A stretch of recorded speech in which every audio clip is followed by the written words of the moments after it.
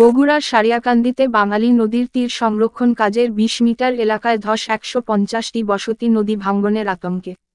মঙ্গলবার রাত ৩টা থেকে উপজেলা কর্ণিবাড়ী ইউনিয়নের দেবডাঙ্গা গ্রামের ঈদগাহ মাঠে পাশে বাঙালি নদীর তীরে রক্ষা বাঁধের ২০ মিটার নদীর গর্ভে বিলীন হয়ে যায়।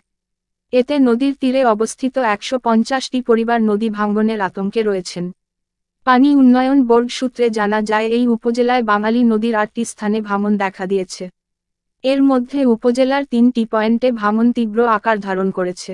সদর ইউনিয়নের চান্দিনা নোয়াপাড়া ১ কিলোমিটার নদী ভাঙনে ৫০০ বিঘা ফসলি জমি নদীতে বিলীন হয়ে গেছে। কুতুবপুর ইউনিয়নের চরমাসির পাড়া গ্রামে বাঙালি নদী ১ কিলোমিটার ভাঙনে গাছপালা, ঘরবাড়ি, ফসলি জমি নদী গর্ভে বিলীন হয়েছে। কুতুবপুর ইউনিয়নের মাসিরপাড়া গ্রামের ৩০০ মিটার এলাকা জুড়ে বাঙালি নদীর ভাঙন সৃষ্টি হয়েছে এবং পারতিত পড়ল গ্রামের বিশাল এলাকা জুড়ে ফসলি জমি তলিয়ে গেছে। বাঙালি পানি কমতে শুরু করলেও দুর্ভোগ বেড়েই চলেছে।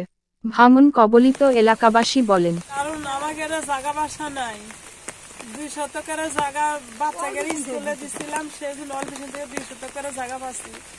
এই জায়গা যদি ভেঙে যান কলার ভুঁড়ে সারাঙ্গেও পাইলে নদী থেকে ফেসে যান, কাজে কাজে বাড়ি ঘর করলে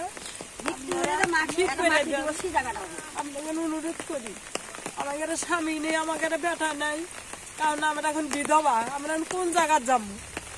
কারণ আপনারা তো ঠিক না করে দেন, তাহলে আমরা তো নদী যখন ভেসে সারাঙ্গেও পাইনি।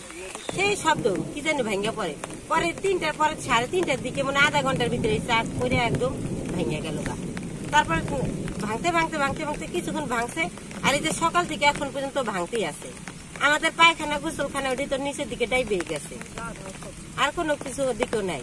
আর আমরা এমনি কর্ণিবাড়ি এলাকার লোক, আমাকে ওদিক থেকে ভেঙে আমরা এখানে ৯ শতক জমি কিনা ৮ শতক জমি কিনা বাড়ি করছি, আমরা শরিক হয়েছি ৩টা।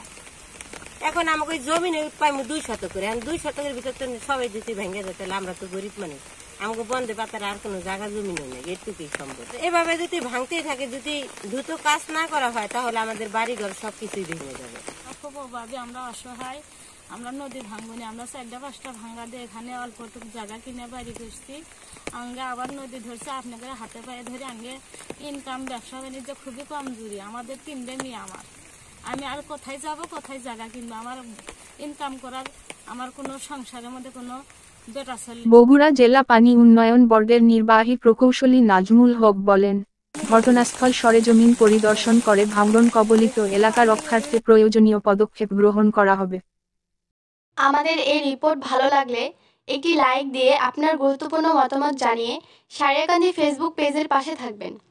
নতুন রিপোর্টগুলো দেখার আমন্ত্রণ রইল। আমাদের সাথে থাকার জন্য আপনাদের অনেক ধন্যবাদ। ঐতিহ্যের চেতনায় উজ্জীবিত।